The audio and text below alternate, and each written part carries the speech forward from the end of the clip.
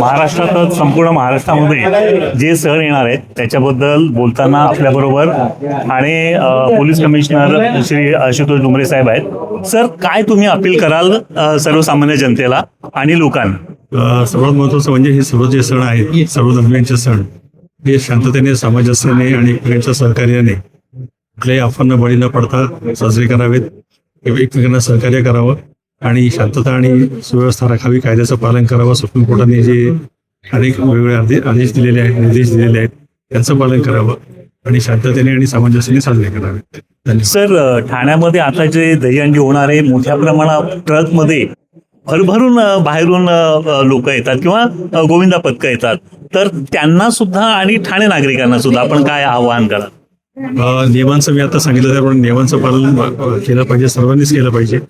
आणि हे सण साजरे करत असताना किंवा विशेषतः दहीहंडी साजरे करत असताना कोणाच्याही जीवाला किंवा मालमत्तेला किंवा कोणी आजारी पडू नये, अपंग होऊ नये, दुर्दैवाने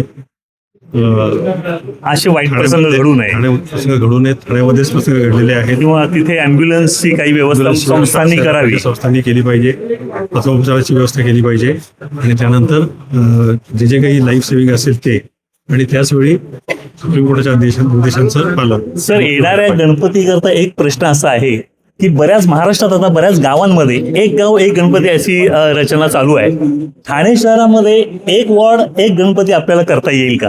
मी तर म्हणेन की एक वॉर्ड पेक्षा सुद्धा सुरुवात आपण करूया. किंवा एक गल्ली किंवा एक पेठ एक गणपती, एक पेठ एक गणपती, आणि त्यानंतर आपण सुरुवात करून त्यानंतर पुढे पुढे जाऊन एक वॉर्ड एक गणपती जर केला आणि त्यानंतर त्याहीपेक्षा ज्या उद्देशासाठी लोकांनी टिळकांनी हा उत्सव सुरू केला होता, केवळ डेकोरेशन, डीजे आणि नाच गाण्यावर लक्ष देण्यापेक्षा सुद्धा समाज प्रबोधन करणं, गरीब गरजू विद्यार्थ्यांना मदत करणं, एक्झॅक्टली, आणि वैद्यकीय सेवा पुरवणं, प्रबोधन मोठ्या प्रमाणे व्हावं ह्या निमित्ताने ही अपेक्षित आहे. आपल्या बरोबर सरांनी अतिशय सुंदर माहिती आणि मार्गदर्शन केलेलं आहे. डेली 2.0 मध्ये सर आपलं मनापासून स्वागत. थँक्यू.